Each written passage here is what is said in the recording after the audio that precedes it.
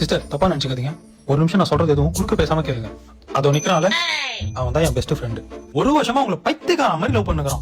உன்னே நினைச்சு சாப்பிட மாட்டேன்றான், தூங்க மாட்டேன்றான், ஒரு வேலை வெட்டிக்கும் போக மாட்டேன்றான். அதான் மாட்டு வயசாகுது. இதுக்கப்புறம் அவன் யாருமா பொண்ணு கொடுப்பா? இன்னைக்கு நீ சொல்ற பதில தான் அவன் இன்னும் சரிடா மச்சான் சொல்லிடுறேன். God have mercy upon us. உங்களுக்கு எதுனா ஆம்பளை வயசு கேச்சு? நான் தான். என்ன உனக்கு தெரியல? புரியலையா? 10th வரைக்கும் நீ நானும் ஒன்னா தானே படிச்சான். Last bench Suresh. சுரேஷ் நீயா? உன்னதான் ஒரு வருஷமா லவ் ஐயோ வெக்கலாம் பண்றானே. மூக்கிட்டேடா ஆர்கியூமென்ட் பண்ணீங்க. நான் அவனை கூப்பிடுறேன், நீ அவன்கிட்டயே பேசிக்கோ. இதுக்கு மேல பேசினா எனக்கு இன்பதிர்ச்சி ஆயிடும். டேய் மச்சான் இங்க வா.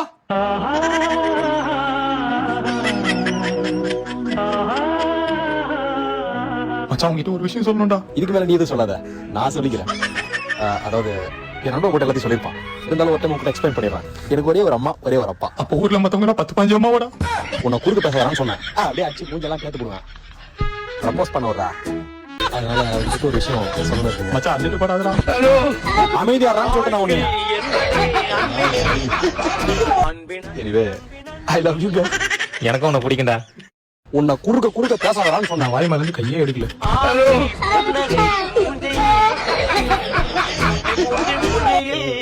உங்களுக்கு தொண்டையில் என்ன பிரச்சனையா? உனக்கு மாடா எனக்கு தெரியல. நான் தான்டா உன் பெஸ்ட் ஃப்ரெண்ட் சுரேஷ். எனக்கு உனக்கு ரொம்ப பிடிக்கும். நீ ஏன் சொல்லிட்ட? I love you Doda.